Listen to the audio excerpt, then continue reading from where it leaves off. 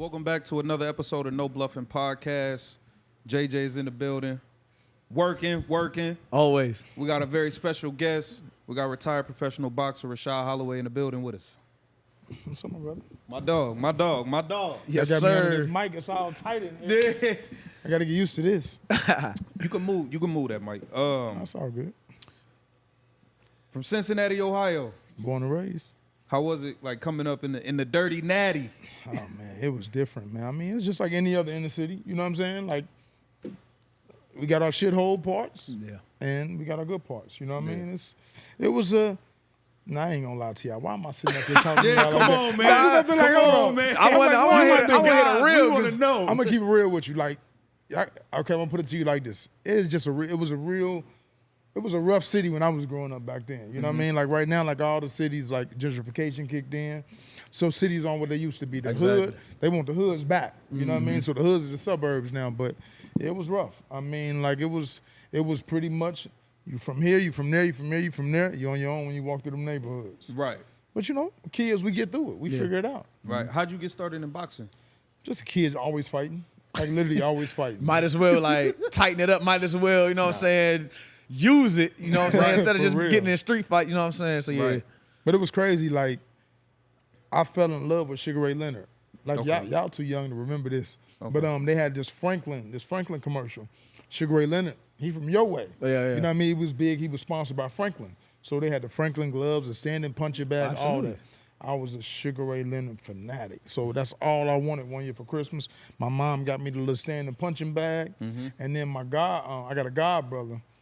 His grandfather actually was a referee. So he took me to my first boxing match, the Golden Gloves matches. Damn. And it was a dude, I'll never forget it, because you don't see too many white dudes in inner city boxing. But, you know, you got your neighborhoods that were, you know, kind of divided back then. But this kid named Pistol Pete, he had this purple outfit that said Pistol Pete in the back of his robe and some white ponies, some white leather ponies. That's how y'all know I go back. Right. Like, bruh, dude was everything. I can't even tell you if he won a fight or not, Oh, okay. but his outfit was cold. He's probably whooping cats out Man, there. Yeah, he was listen. out there spanking shit. I'm telling you. Man, he wasn't whooping nothing, but I'm just saying he looked good. It got you on, No, boy. no, He had to but- be doing but something. it He was- wasn't getting beat up. But see, because you got to think, most cats, like we were kids. He was a little older than me, but most kids, like in the city, they don't have fancy outfits. So you see a kid with a fancy outfit, that means he got a couple Yeah, dollars. that's hard, yeah. The kids that could really fight, no, they had the raggedy stuff on. You know what I mean? That's a Yeah, fact. but Pistol Pete was it. So when did you start like taking it serious? Like, was this something you was like you just went to the gym, you start taking it serious, or you kind of got pushed in that direction? Like, I want to say I loved boxing when I first started. I went into the gym the first time I was 9. The first time I went to the gym, didn't take it serious. Man, my gym was rough. Like we had the top amateurs, like from JO Nationals to like national champions, Olympians, all in like this little crappy little project, little gym, neighborhood community center. You know what I mean? Like it was different, man. You know what I mean? I chose, when I liked boxing and when I really fell in love with it, I chose the streets more. I love the streets more. That was always my thing as a kid. I think when I left Cincinnati, I was 19, and I kind of got myself into a little situation and just wanted a different life. You know what I mean? I wanted to change. And my oldest brother was in Raleigh, North Carolina, and he was like, man, come here. Like, just come. And at that point, I didn't know what I was going to do with myself. Went into a boxing gym after taking boxing off for some years.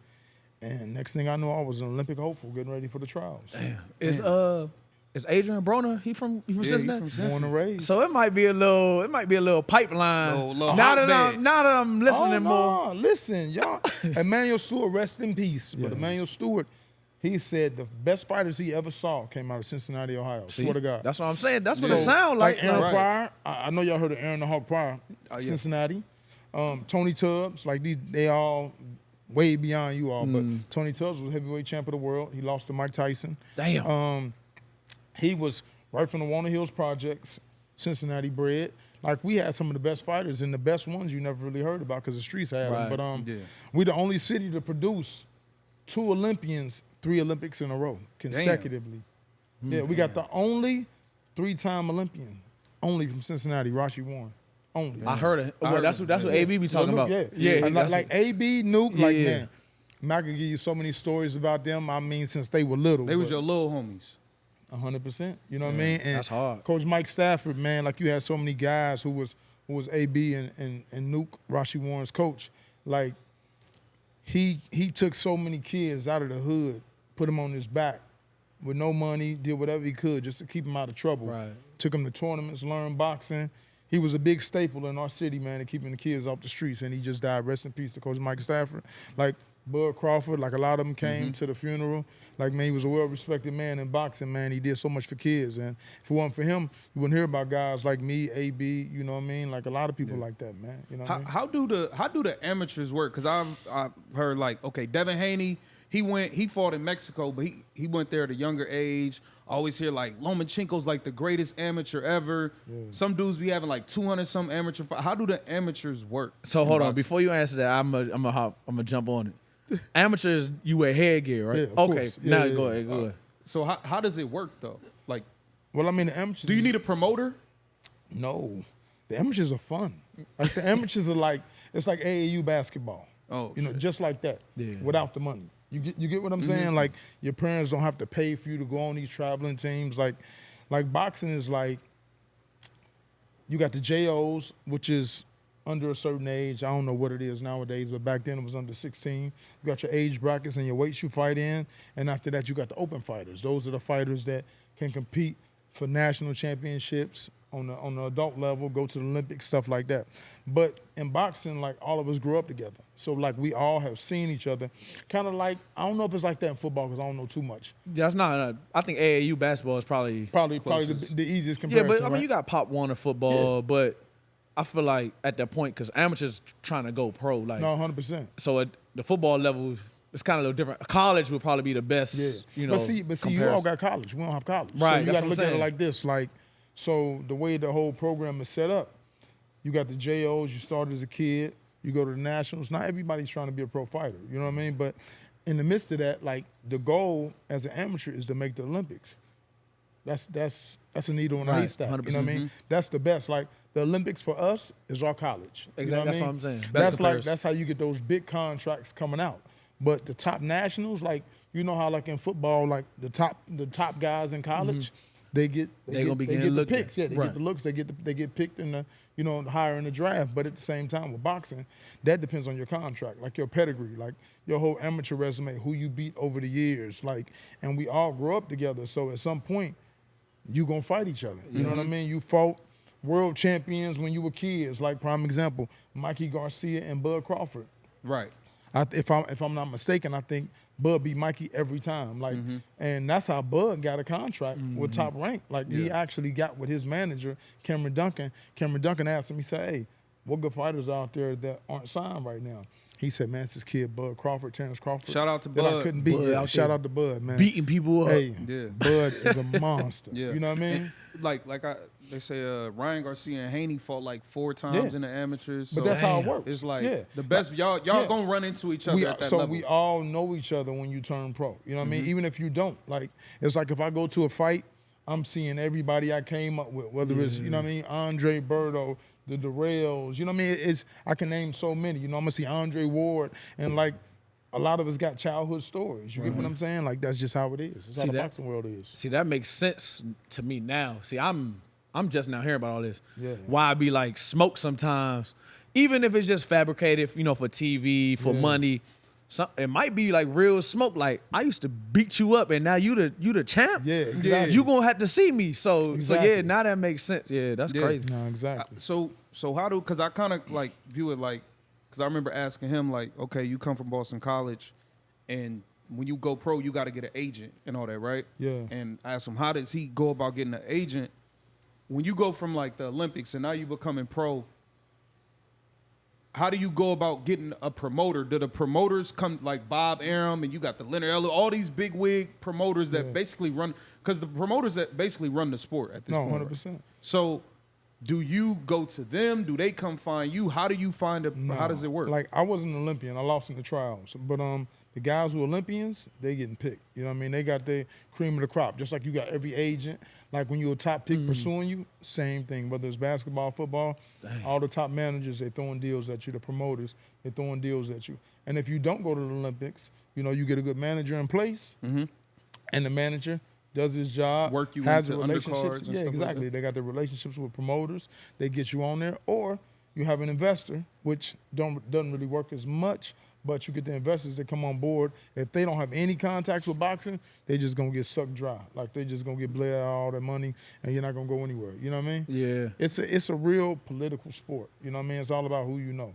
It's no, because you got to think it's no union. There's no union with boxing. So boxing is pretty much a free for all in a sense. That could be a good thing, you know.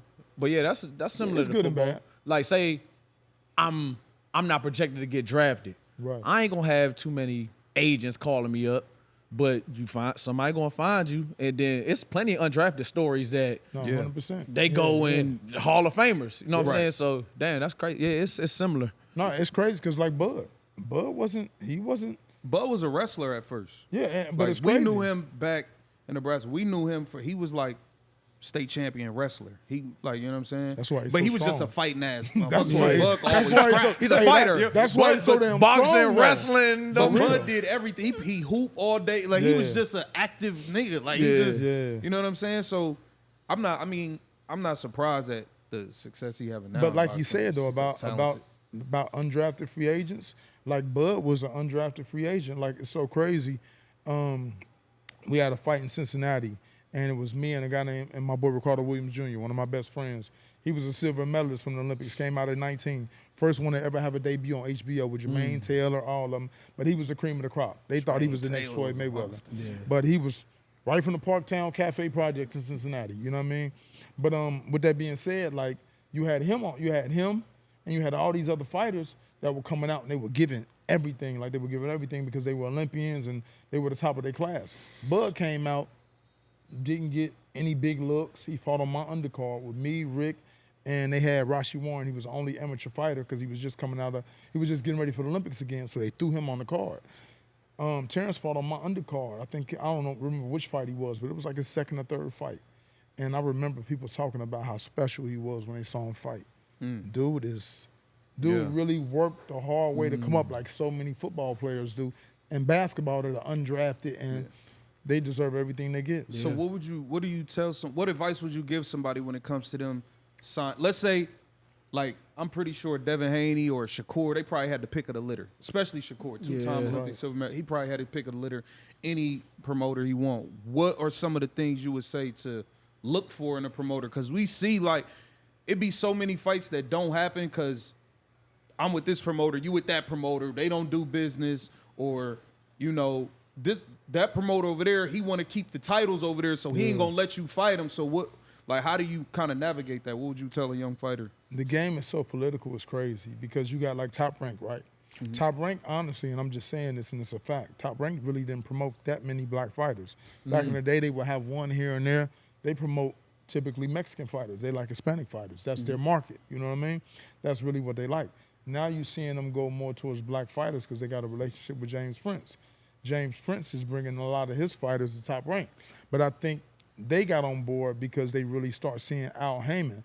Al Haymon, you can say what you want about that man, but black fighters weren't really getting paid what they were worth or really getting the opportunities that they should be getting anymore until Al Haymon came around. Right. Al Haymon came around and he really, really, like towards the end of my career, he really got big because he had Layman Brewster, Antonio Tarver, Enrique Ornelas, Liberato, Andrade. He had a couple fighters, but he was new in the game. Yeah. But he was tight with Ross Greenberg. That was HBO's boxing guy. So we got in the game after being like a ticket, like he did ticket promotion. I forgot the name of the company, but anyway, he did ticket promotions. And he opened the door for a lot of black fighters, man. And you know what I mean? From there, like you got to kind of gauge it more towards who's in your weight class. So you got to look at what your promoter has, the kind of fighters he promotes, what makes sense for you. Like you saw when Bud was with Top Rank. He didn't have enough welterweights for Bud. Didn't have the right guys. Bud could only showcase his skills so much. And plus, he didn't have a lot of black fighters that he was promoting. Right. So he really doesn't market them well. You get what I'm trying to say? Yeah. Doesn't market them well at all. So you got to pay attention to the fighters in your weight class and how your promoter actually markets his fighters. If he doesn't market just skin color, if that's not his expertise, Right. and it's not a race thing, it's just some promoters got their favorites or they got their niche, and there's nothing wrong with that. Yeah. You know what I mean? Like a black fighter, go to Al Haymon. And now, because of Al Haymon, he's opened a lot of doors where a lot of promoters are grabbing a lot more black fighters. Yeah, you know? because I see Keyshawn Davis over there with Top Rank and them. Yeah. I think Al Haymon, he also helped assist that big Mayweather Showtime deal too, Yeah. right? Yeah. That was that was like a deal, an unseen deal in boxing ever. What Mayweather got with Showtime. Man, Al Haymon, dude, is like, he's like Kaiser Soze. You know what I mean? That guy that you never see. If you don't know him, you won't know who he is. Yeah. He's not the face of his company. He lets other people be the face, and he does his thing behind closed doors, and he really, really looks after his fighters, man. You know what I mean? How was it? I know you still you trained with Freddie Roach, Yeah. legendary Freddie Roach. Trained Pacquiao. Freddie Roach is a legend in the sport of boxing, and y'all still have like a really good relationship. How was it working with Freddie Roach? Funny, man. Freddie, I got stories with Freddie. Freddie is funny, man. Can't put him out there. Can't put my dog out there like that. But Freddie's like if y'all went in the gym, right, and I brought y'all in the gym to meet Freddie, Freddie's gonna have you at the counter or right there by the ring and talk your head off about everything. He's just a round the way guy. Grew up in Boston. Boston? Yeah, he grew up from Boston, born and raised, was a fighter, you know what I mean? Boxing didn't pan out the way he wanted it to. Turned out to be a trainer, and it blew up for him. One But of I'm the talking greatest. about a guy that just man, listen, man. Dude did so much for me throughout my career as a fighter, as a friend. Like, he's helped me in so many situations. Like, I can call him, FaceTime him to this day, and we just talk. You know what I mean? Yeah. We just talk shit. That's my guy. Like, we used to come in the gym, and literally a new girl would come in the gym. Freddie looking, I'm looking, he'll look at me like, she's mine. Like, he'll make jokes. Like we'll crack jokes like that. I remember going to the Pacquiao De La Hoya fight. We driving to Vegas, right? He just bought this Benz. I'm trying to remember what it was. The two-door coupe. Was it the two-door coupe? The two-door coupe. What's the two-door coupe that's out right now? The S5, the one they Benz? just start. Yeah, the Benz, the one they just start making. No, I'm lying. It was a CLS. He How just about got it? the car, and I'm saying this because Freddie can't drive for shit. So he just got this car. It was one of the two because he had both. But he's driving his car on the way to Vegas to the fight, and Freddie would just switch lanes, not even looking in the mirror or nothing. Oh, my God. Freddie damn near killed us on the way to Vegas, man. But dude is just, man, he's just a special guy. Like, it's dope just getting him, like getting his attention and getting him to school you on the game. Mm-hmm. But just him as a person, man, I just can't stop speaking well about him, man. Yeah. Dude is just a real good person. Like the way you speak about your coach. Uh-huh. You know what I Yeah, mean? It's like that. Like, it's like your partner. You Right, know what I'm saying? right, It's yeah. like that. 100%. That's it. Yeah. You got to work with Pacquiao. Y'all spar. You got to spar with him, train Oh, with him. what? How was it being in the ring with the Pac-Man? Bruh, you spar with him. Look, I don't know what I'd do if I would have ran. you would have ran. That's Pacquiao. I would have tried to whoop Pacquiao. Even if I ain't got it in me, I would have tried. Look, I would have I'm gave him running. everything I got. Pacquiao, I'm running. I'm telling you. Hey, man, you know what's funny, though? Like, I remember Freddie came to me, and Pacquiao was going to fight De La Hoya. And I was getting ready for a fight. No, it was after. So Freddie came to me, and Freddie was like, hey, man, your size, your speed, your left hook. He said, I need you. I said, what you need me for? He said, I need you to spar with Manny, with Pacquiao. And I'm like, okay. He said, I need you to be his chief guy getting ready for this fight, and we're going to get you on the undercard. We're going to boost you through Top Rank. He said, if you do good. I said, okay. So Manny comes in the gym, just being Manny. Manny's just the coolest dude ever. Manny, like, if you meet Manny, you wouldn't even think Manny's a fighter. Like, Right. Manny just like, He looked like that. like, that's Manny for real. So we get in the ring, and Manny's like extra friendly. And me, I ain't trying to be friendly. I'm trying to kick your ass. Right. Yeah. 100%. Man, I beat the shit out of Manny See? the first day. See? Listen to me, though. Manny, like, didn't know what to expect. Like, he had never sparred with me, nothing. Manny's head is just doing this the whole time we sparred. I'm busting his ass. The next day we sparred again. Oh, Manny came with his A game. Manny wasn't fucking with me that day. Manny's like, oh, I ain't playing with him. Man, we would go at it back and forth. And I still remember, like, Heavy D was there. Mark Wahlberg. That's like, hard. It was crazy. Like, Mark this one, Wahlberg. That's Jeremy, hard. He Jeremy loved boxing. Piven. Like, they would stand by the ring and watch us, and I'll never forget. So my strength coach, was training Heavy D at the time. Heavy D came to me. He was like, "Hey man," he said, "Remember my watch that you would ask me about?" He said, "Hey, I got one for you." It was like a heart monitor watch. He said, "I got one for you. I left it with the strength coach." Like, he was like, "You gonna be the star." You know what I mean? Heavy D left me that watch, man. And dude was just, he would just sit there and watch me. And Mark Wahlberg came to me after I was sparring Manny one day, and he came to me. He was like, "I look forward to watching you on HBO." You know what I mean? Like that, like just being in there with Manny. And like I said, it was give and take. Any given day. Some days I kick his ass, some days he get the best of me. But it was always competitive. You know what I'm saying? Always competitive. And it was just like, that was a big confident boost for me in my career. You know what I mean? 100%. How was it doing like road work? Like Man. see the What how do work? y'all first road work, all that running they do, you Oh, see they be yeah. running through the mountains. Like in camp, running like- like y'all be losing all that weight. How do you lose all that weight? Man, it's hell. It's hell. Like, it's like, there's no, like, now they starting to have more nutritionists and stuff, but at the end of the day, like, you just kind of like going with the flow. You just trying to consistently keep weight off every week, and you do it the dumbest way, wearing sauna suits and shit that makes no sense. You know what I mean? It's just a gradual weight cut. And that last week, you know if you've been doing decent or not, and you got to do whatever it takes to get it off. But man, running.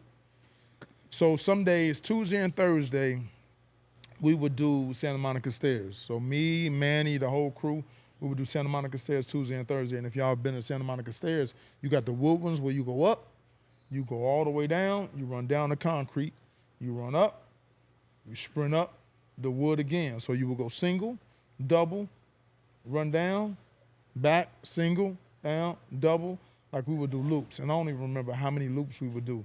But me, Manny, Amir Khan, Dean Byrne, Miguel Khan had Cotto, them fast like, ass hands. Ruslan Provatnikov, like all of us, we would run that and running up, not Kenneth Hahn, but what's that, Griffith Park. Oh, bro, that was the worst. We would go from the bottom, where the concrete is, up to the observatory, all the way up to the top. Running. Man, you ever see Manny's calves? Manny's calves. Nah. Manny's calves are like tree trunks. I swear to God. His calves are bigger than my thighs. Well, probably about the same size. Manny just runs like it's no tomorrow. Damn. It's too easy. Because I remember I drive and see that height. You hit that 405. I ain't even think you could run up that. Bro, it's the, real. The bro. observatory. Listen to me. You start from the bottom. Off Franklin, you start from the bottom. You go all the way up to the top, to the observatory. Then you go all the way up. I can't even tell you how many miles it was, but we did that. We did the stairs every Tuesday and Thursday. We did that run. We switched that after so many weeks in camp. We would do the mountain, and then we would just run 3 miles on the regular days, but we would do them in all 3 miles on a regular day. under 18 Man, minutes. Though. need that under cardio, 18 though. minutes. Under 18 minutes. 3 miles in under 18 minutes. I'm cool. Yeah. No, because I was asking because you remember like how Devin Haney was remember the first fight when he went to Australia and his Yeah. face, like you could see the bones coming out. I'm like, bro, this weight cut killed his ass. Like I don't know, and even like, all right, so like going to like Bud and Spence, they was like, oh, you know, him making 147. And then it's like, I'll be looking at him like, bro, how does this dude make I feel like he walk around at like 190 or something. How do you get down to 147 pounds or something? No, I mean, at their weight class, I think they walk around like at 170 something, maybe close, like, yeah, like 170 still 30 something. pounds. High 160s. I mean, it's normal though. Like, I'm gonna be honest. Like, I would get up about 20 something pounds. You got to think because it's not like football where you got a season. In boxing, there's no season. Right, it's one shot. Yeah, so when you're not fighting, you're not in the gym like that. Most fighters aren't. You know, you may go in the gym here and there, but when that fight date comes up, you got 7-8 weeks to prep for it. You know what I mean? So you've already been eating, kicking it, hanging. Like your body can't go through camp abuse 365 days a year. It's impossible. Yeah. You know what I mean? So you cut the weight gradually, but man, that weight cut is hard. Like I remember I fought on a Pacquiao and Margarito card in Dallas. We fought at Cowboy Stadium. Stadium was crazy. Craziest stadium I ever fought You was in. on that card. Yeah, I fought on that card. Yo, that environment had to be crazy. No, it bro. was insane, but I looked like a fucking greyhound. Yeah. Like, listen, I cut so much weight, bro. I'm 6 feet tall. I got down to 147. I've only done it twice in my career.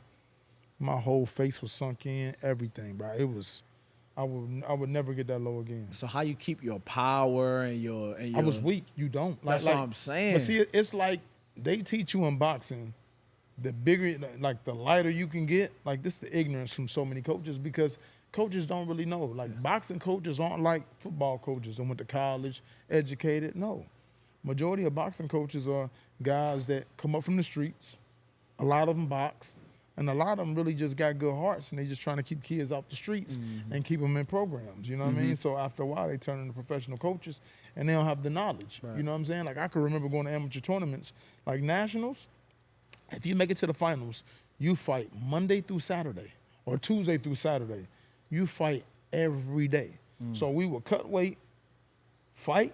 So hold on, no, we would cut weight, go to IHOP, eat pancakes, syrup, junk, everything you can think of. Go fight, win the fight. As soon as we done winning the fight, we put on the sauna suit, we jump and rope for about 30 minutes, going to do road work, starving ourselves for the rest of the day, and doing it all over again every day. So coaches they're not really educated on how to do it. You get what I'm saying? So it leaves us not really knowing how to cut weight. So we think that the lighter we are, the better we're going to be. But a lot of times, that's not really how it works. Yeah. You drain yourself. Do you feel like, first of all, what was the most exciting boxing event you've been to? I went to Wilder versus Fury, the second one, when he wore the heavy ass suit for the entrance and got knocked out. That was it was live in there though. What was that at? He had to say that when he got knocked out. That was in Vegas. You had to say that, right? Yeah, but I was rooting for Wilder, but look, this is the weirdest thing. I had never been in the fighter locker room. Yeah. So, my boy, he kind of in with their team, so we get to go in the locker room after. Mind you, he just got destroyed though. I love you, Wilder, but that was a rough one. No, that was a rough one for sure. But he a good dude. He a great guy, and he went out on his shield. Person. Yeah, he did. And he fought him give again. Him that. And he ain't afraid to fight nobody. He ain't afraid to fight nobody. I love Deontay Wilder. But so we in the locker room. Well, first we in the back hallway area, right? So Wilder walks by. He going in the locker room. They was stitching him up. So my boy was ready to go in the locker room. I said, hold on. I want to see Fury. And he walked by, and when I was huge. I said, bro, this dude is a giant. Bro, he outweighed him by 40, 50 pounds, and he 6 inches taller. Easy. But it was the most awkward thing. We went in the locker room. It was dead silent. It was dead silent. I would guess, but that's crazy. I know Drake was probably in there. I was in there observing everything. I was observing everything. He ain't miss a beat in there. I know he was in there looking at facial expressions, looking at trainers. I was in there starving. They had Chick-fil-A on the table for everybody. Nobody wanted to touch it. You went over there. You took you some Chick-fil-A. I didn't give me nothing. I ain't touched nothing. I ain't touched nothing. Because I didn't want to be the first one. Bro, nobody was making a move. You had access to the locker room. Look, I'd have made myself at home. You talking about? Bro, you could hear a pin drop in that mug, rat piss on cotton, huh? Hey, I'm not going to lie to you. Boxing is a lonely sport. When you win, everybody's with you. I heard that. But when you lose, because it's like football. Think about it. You play football, you play basketball. Football games, when y'all lost, say you lose a championship, a playoff game, it's upsetting. Same way. It's just same way in a basketball game. But boxing is an unforgiving sport because you don't have anybody else to rely on. Yeah, you get what I'm saying? It's just you in that ring. It's just you. So in the back of your mind, it's damn, what could I have done better? What could I have done more? You beating yourself up. Yeah. Some people deal with losses better. I always say people that take losses easy, they're not that competitive and they really don't care. But the ones that take it hard, they really, really, really care. You get what I'm saying? You can't point no finger at nobody. You can't. It's all on you. You're the only one in there. The man in the arena. Theodore Roosevelt, one of the best quotes ever. And people, and nowadays, man, I grew up watching the era in boxing where everybody lost. Yeah. Nowadays, you get one loss with this whole marketing thing they do. It's all bullshit. I feel you can't be undefeated fighting the best. Everybody want that O on their But that's gonna lead to what I was gonna ask you. Obviously, I feel for me, Floyd is I grew up on Floyd, so I feel like Floyd is the best. You know what I'm saying? Money Mayweather, Pretty Boy, Floyd is that dude for me. But when you look at his impact on boxing, and we know the good he had in terms of showing that it's not all about power, it's not all about speed. You could be defensive. You know what I'm saying? You could be the smartest fighter and beat somebody who's bigger, stronger, faster. But do you feel like him celebrating the fact so much that nobody's ever beat him, do you feel like that kind of had a negative impact on the sport to where we don't get a lot of the top guys fighting the top guys because they don't want to risk losing their oath? I hate taking away from Floyd because he's such just a rare talent. You know what I mean? Like, dude's boxing IQ is by far like the best, probably one of the best you'll ever see, like understanding boxing. Like, even if you talk to him about boxing, like, he can break down a fight like no other. But yeah, he's messed up a lot of boxing. A lot of fighters are going his route, but this is what people don't talk about. The early Floyd, Pretty Boy, was fighting everybody, knocking out everybody, fighting everybody. So it's kind of hard for me to just jump on him and just get on him and say, okay, Floyd, like, yeah, you messed it up. Like, I understand what he did. Like, he wasn't getting the money he was supposed to get early on because he was with Top Rank. They weren't promoting black fighters in the best way. You know, he felt like he wasn't getting his just dues, and he was Pretty Boy. It wasn't working. All of a sudden, he played the villain against De La Hoya, and it worked. So now it's like, hey, man, I gave boxing my whole life. Now I want the bag. Yeah. You get what I'm saying? So I really can't fault him. Like, his hands were busted. You know what I mean? He break his hands every fight. Yeah, I mean, as a fighter, as a football player, basketball player, we're always going to be banged up. Athletes will always be hurt. So after a while, he wanted to milk it. And I think what he doesn't do is talk about it. You know what I mean? He doesn't talk and tell fighters, like, look, early in my career, I fought the best. Like, if you look at Gervonta, he does not allow Gervonta to fight anybody. Like, they're pushing Gervonta to fight whoever. And is Gervonta that good? 100% he is. Yeah. But why is he not taking on these tougher fights? See, because that's why this is the route that Floyd pushed. More. I feel like, even though I think Gervonta might be Haney, my whole thing is like, I remember when Gervonta was Tank's age and Lomachenko wanted to fight Gervonta, they ain't want no parts of it. Haney stepped up and took it. Where you think he won or lost, he stepped up. He tried to fight the best people. I feel like Tank is, and I don't like that whole belts don't matter shit. I don't like that because I feel Belts like that's matter. a way for you Belts not matter. to have to go against the top people. But it's like he got a system, and I want to ask you, can you knock him? He got a system down where he could fight B and C level fighters. And get the big bag. And knock them out in spectacular fashion. 100%. So if he can do that, why go fight a Shakur? Why fight that? Like, why? I mean, I personally think when you look at Devin Haney and him, right? So Devin Haney wants it. Devin Haney, like, really wants to prove he's great. Gervonta, like, you can't really question a person's character unless you really, really know him. You get what I'm saying? But you can see it in a lot of people. And Devin Haney, he wants to be great. He dares to be great. Yeah. Gervonta, I don't know what it is. I don't know if it's a lack of confidence, or I don't know if it's just listening to Floyd. I don't know what it is. But Gervonta, to me, like, even in the Ryan Garcia fight, if you look at that fight, when he knocked out Ryan Garcia, I have never seen him celebrate like that in my life when he won a fight. It's like, to me, it's like he didn't think he was going to win the fight. Like, he wasn't sure. And when I saw that, I'm like, dude, he ain't even on your level. Yeah. Like, you should have known that. Ryan had a great amateur career. No. He's super talented. He's a good fighter. But he hasn't done nothing. He ain't won no world titles. Like, he popular though. Yeah. No, he's a talented kid, but he's a media frenzy. You know what I mean? He's a marketing hype job. Instagram. And he talked himself into the fight. This new way of life. He talked his way into the fight, and to be honest, he earned it because he created the marketing buzz and the dollars behind him. So that's where the game is going. Everybody's selling out to the dollar. Yep. Every sport.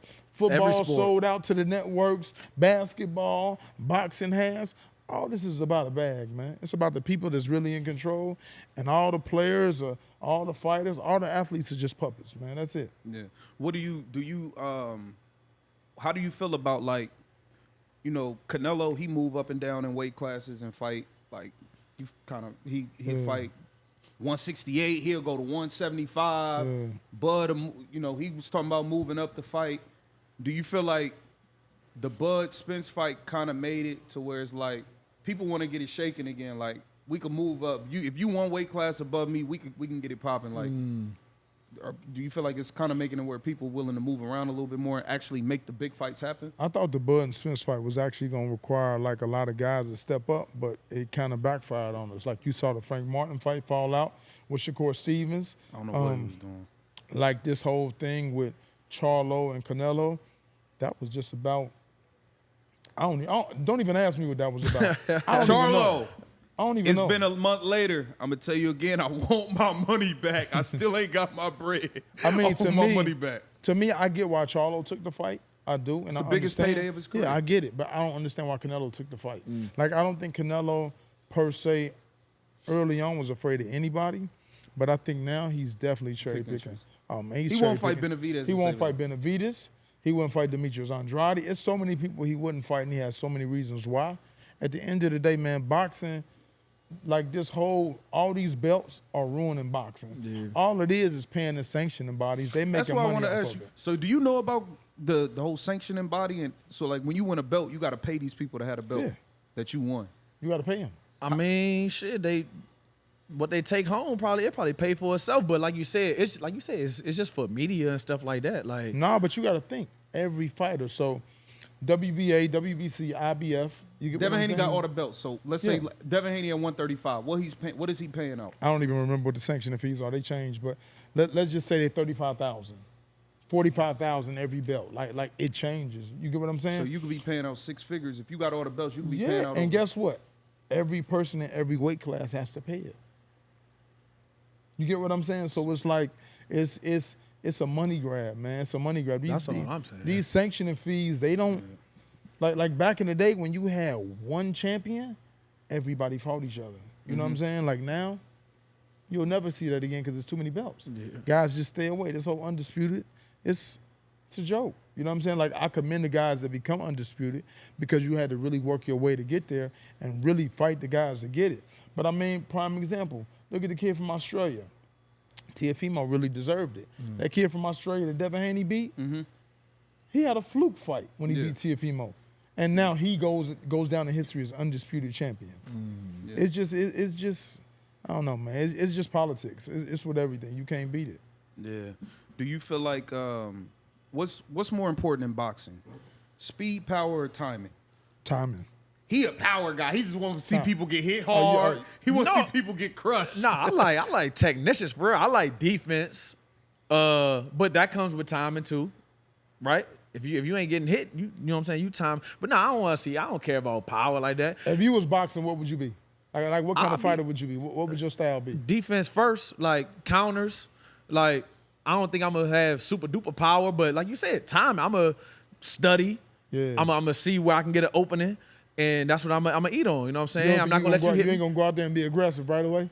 Nah, not right away. Not right away. Not me. Look, I don't know much about boxing. Well, I know a good amount, but just me knowing myself, I don't see myself coming off aggressive because the fighters I watch don't really do that. Like, you know what I'm saying? Like, you got to feel your way out. And like I said, I'm gonna study, bro. Like, I'm gonna find my opening, and when I get it, I'm a blast. Look, this is gonna be it, bro. I'm gonna win the. Hey, you know what's funny though?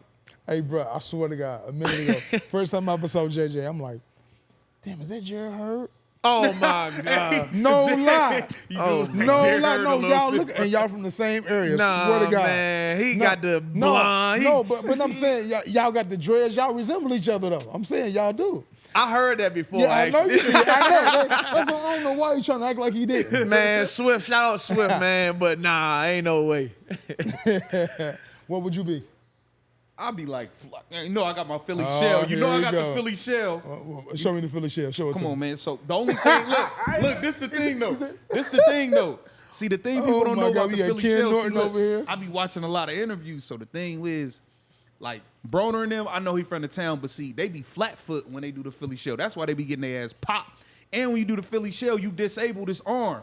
So you got to know what you doing. You know what I'm saying? You got to hype that joint up like Floyd, crawl up underneath. Like I got that Floyd shit. I'm gonna punch that shoulder.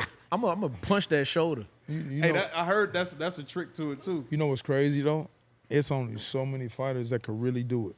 The best that I ever seen do it, James Toney. James Toney was I a remember Floyd James Mayweather. Toney.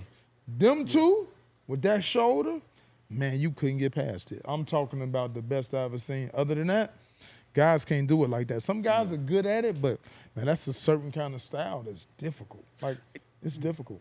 How you feel about fighters who switch southpaw, orthodox? How you feel? Like, do you think it's better off picking one, or you should be good at both?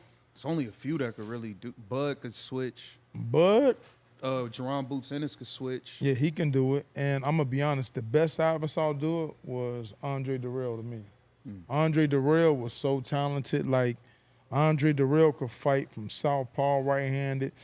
It was so funny. He was a better southpaw than I thought he was a right-handed. Like, it's so many guys that can do it, but it's only a very, very few guys that can actually do it and execute it the way that like a Bud or Jerron does it. They can knock you out from either side. Like, you don't see guys that can really do that. Yeah. Like, they carry equal power and speed from both sides. Yeah. Like, if you're going to master something, like anything, master one way first. Yep. Yeah. You know what I'm saying? Yeah. And after that, focus on that. But that's something you got to develop as a kid, as a youth. You can't develop that as a pro. You're going to learn the hard way on that canvas. You're going to be on that canvas. What? Hey, how does it feel like, have you ever been knocked down? Nope. Damn, I want to know how it feel like when you. Nah, you know, I can't even lie like that. I can't lie. Come on, man. Don't do that. This is no bluffing, man. I'm going to keep, okay, no bluffing. That's why I can't lie. Hey, listen, I never told him this. Kid Chocolate, Peter Quillen, you dropped me. He knew he did, but I act like I tripped. Man, listen, Kid Chocolate was the middleweight champ from New York. Kid Chocolate was training with us here. So we in a training session towards the end of my career before I retired, and we sparring, and me and Kid Chocolate will always go at it. He fought at like 160 and 68, and I'm fighting at like 54. So he hit, Kid Chocolate can crack. I'm talking about, oof, he cracks. He cracks hard. So I'm right there, and I'm timing him, getting ready to throw a left hook, and his is about to come, so I tried to change it. Man, you ever see two people swing the same punch at the same time? Man, he got me. And I went down, and I act like he stepped on my foot. But when I got up, they ain't see me, but my leg kind of did the little funny dance, man. But that's the only time in my life, in 111 amateur fights and 21 pro fights, that I've ever been down. It was a flash knockdown. Kid Chocolate, you got me. I never told him this, but he got me. You got me. You know now. Yeah, you know now. Me. As far as like the YouTubers and MMA guys coming to boxing. Oh, here we go. How did you first view it, and has your view on it changed? I hated him. Oh, you talking about like the Jake Pauls, and now I you got like him. the dude that just fought Fury, like I guys. hated him.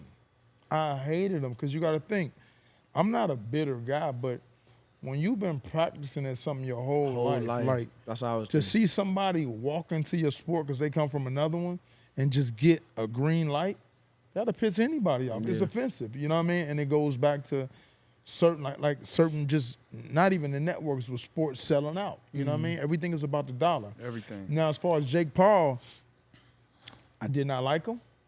Didn't like his attitude. There was nothing about him I liked. I even wanted to spar with him when he was in Fortune's gym. I tried to start something to spar with him because for me, I remember he was sparring with Hassan Rockman. He was kicking Hassan Rockman. Like Hassan Rockman was getting him at first, and then he started kind of kicking his ass for a second, and he started talking shit.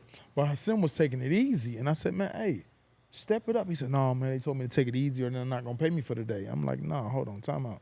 Like, don't do that. And he was talking so much shit, like he disrespected him. So I didn't like him. Yeah. But over the years, like Jelly on Love, BJ Flores, Shane Mosley worked with him for a while. Like I watched these guys work with him, and I watched Jake Paul like develop. And to be honest, like the times I've seen him train, dude trains like a real That's fighter. what it looked like from afar. I'm gonna keep it real with you. Like I went from not liking this kid to respecting him so much because out of all of them, none of the other ones get this from me. But dude deserves it. He looks out for so many fighters. Amanda Serrano, she made her first. He changed her life, bro. Yeah. I saw that. She's a hell of a fighter. Puerto Rican. Yeah, I saw that one. He fought in Cleveland when you were playing in Cleveland. I was in Cleveland. He fought in Cleveland. He let Montana Love. He let a bunch of guys. He put them on his card. You know what I mean? He looked out for a lot of guys from Cleveland. He's looking out for Silva, little Team Silva out there in Long Beach. Signed him to a good contract. Like, dude is really, really doing something for fighters and really helping fighters, and he's really bringing them along behind him in this promotional thing, and he's really taking it serious. So my hat off to you, bro. Yeah, facts. I respect what Jake Paul doing. He changed Amanda Serrano. Yeah, life. for sure, 100%. And I like what he doing. I don't know if people been seeing, but like, he get like Devin Haney on to like promote they fights and they business because you know he got a big platform on YouTube. So he really look out for the fighters in a different type of way. So I respect him. And I feel like some of these dudes have to learn the hard way. Nate Robinson, you play basketball. Oh my God, Le'Veon. You don't Hey, play. That one thing you always I need say. a sip of water. Pac-Man. You could play football. You can play man. basketball. You cannot play boxing. No, You you don't play cannot. boxing. And some niggas No, done you learned that can't. hard way. Yeah. So Man, they did Nate bad, man. they did Nate bad. They did Nate so bad. But Nate should have never took that fight. I don't know. I saw Nate training with a trainer in Seattle. It looked like it was boxing for fitness, man. I felt bad. No, but it wasn't Nate's fault. He really didn't know what he was getting himself into. Yeah. I felt bad. Yeah, I just, I don't know. I mean, I feel like it's good for the sport, though. I like some of the MMA guys coming over. I don't like it, though. I don't think it's good for the sport because I think a lot of these guys, like, I don't think, like, okay, you got the, what you got, the McBrooms, all these YouTubers. Yeah. Oh, nah. When they see, the thing is, this is the thing, you can't play boxing. One hit in the right spot and you dead. I had 2 of my friends killed in the ring and I saw it. You get what I'm saying? So it's like the wrong headshot in the wrong spot, you're dead man. So what are they gonna do when these half-trained fighters get in the ring and they get to swinging wild and catch each other with an elbow in the right spot and they kill each other? Boxing ain't a sport you can play with no headgear on. I think it's a place for it, but at the end of the day, they need to have headgear on. They need to be sanctioned a certain way. Not on a professional level with no headgear. I think that's a disrespect to boxing. And when you put these guys in the ring with boxers, like, okay, you saw the Francis fight with Tyson Fury. Yeah, Tyson Fury. Okay, he's a professional fighter that can punch. He's huge. Got a lot of heart. Tough. You get what I'm saying? Like, you take a fighter with a fighting background against another fighter with a fighting background, it may not be as pretty. But when you're talking about big heavyweights, they're not really the most technically sound fighters anyway. It's a rock'em sock'em robot fight nowadays because these guys, they suck in skills. You know what I mean? And Tyson Fury doesn't suck. But Francis, he was on his ass. You know what I'm saying? I think he won. I thought he won. Man, I'm going to too. tell you the truth. I didn't see it, but everybody keeps saying he won the fight. Yeah. But that right there is bad for boxing. Because these MMA guys, like I used to train Tony Ferguson when I retired. You know, I trained Tony Ferguson for 8 years in the UFC. And a lot of the MMA guys don't respect boxers. Because it's not a full-on fight. Yeah, they feel but the thing is, like, they train for jiu-jitsu, kickboxing, Headlocks, Muay Thai, everything. So they submissions. worry about everything. So they boxing sucks for real. Like, it's not up to par with ours, but they all think because they're tough, they can whoop us, they can whoop us, they can whoop us. Like, we in 2 different sports, respect each other, and that's it. That's it. That's all it should Yeah, be. that's But all. now, when you have fights happen like what just happened, now every MMA fighter is gonna think they can we beat got every the boxer. what's the little dude With the pink hair? with the pink from hair? He Boston. calling Yeah, out yeah. Tank. He calling out Shakur, Devin, listen. all of them. He like, man, Tank will knock him out yeah, he'll knock in him the fuck out. 2 rounds max. Yeah. 2 rounds max. If he make it out the first. Yeah. You know? Oh, Like, Sean O'Malley. Ain't Oh, that- it's him? Yeah. but see, when you get in them smaller weight classes, it's all skill. Yeah. You know what I'm saying? That's It's a what lot I'm saying. different. They don't know what they're getting themselves into because if I'm a boxer, I'm not getting in no octagon. No, ain't no boxers gonna get in that. No James, boxers gonna do you know that. what I'm James saying? Tony did it. He was like, man, hell no. I talked to James and man, fuck that. You know how James talk. Man, hell no. That motherfucker grab me. Yeah. Kick me and grab I'm not me. trained for that. They So not you know. not trained for this. Why you trying to Respect come it. over here and do? Yeah, exactly. It's a respect thing. It's- But I think once you open that door, you leave so much room for disrespect. You know what I'm saying? Like it's just a bad door to open up. Yeah. What do you think about obviously we got the news that Showtime is leaving boxing. We already had How? they're done with the sport of boxing. I think Showtime is Viacom finishing up. bought it. Viacom bought Showtime, and they don't want any sports anymore at Yeah, all. they don't- so there's there's no- gonna be no more NFL, like the NFL talk they got. That's gone. Yeah. They don't want any more sports on Showtime. Viacom And we does already not had want it. HBO kind of leave. So where does that leave the state of boxing? Like, are you concerned with, as far as the business end for the fighters? Yeah, man, it's sad. I mean, you got to think how are we gonna see like the up and coming guys? Like back in the day, when I was growing up, we had ESPN Friday night fights, Tuesday night fights. You had USA Network. Like you had so many regular television stations where up and coming fighters got to show their skills. I got to fight on ESPN coming up. A lot of people got to know me from seeing me on ESPN, but Fox Sports had shows. You know what I mean? The Goosens had Fox Sports. Like at the end of the day, you take regular TV away.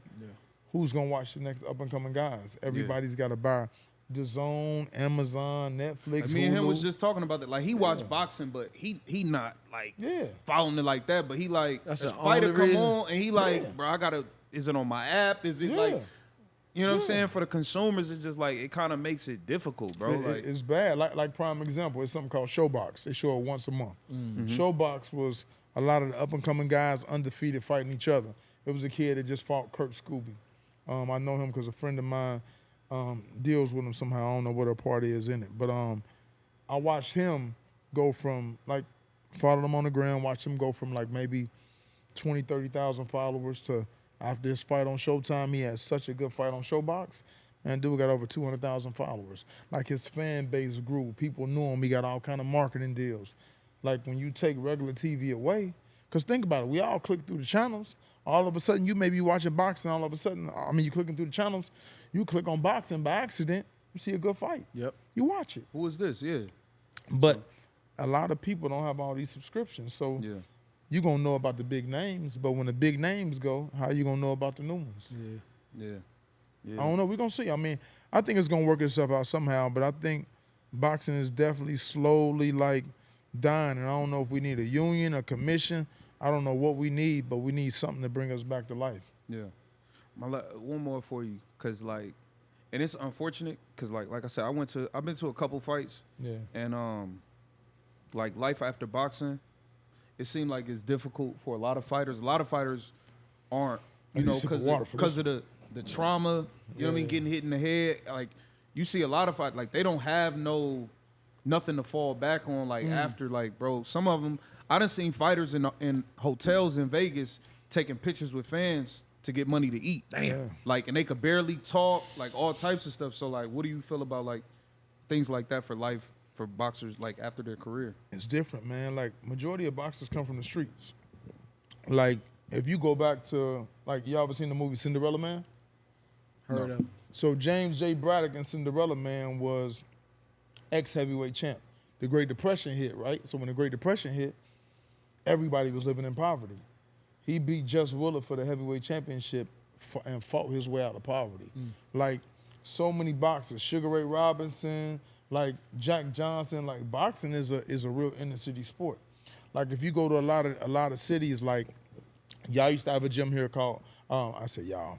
Like, I'm half LA, this half my home. I don't know why I said it like this, say y'all. And y'all ain't even from LA. Been adopted. You know what I'm saying? Like, but I'm gonna say this because, you know, I've been here half my life. I got family from here, uncles, aunties, cousins, all from LA. So, you know, for me, it's like, I remember y'all had Hoover Gym.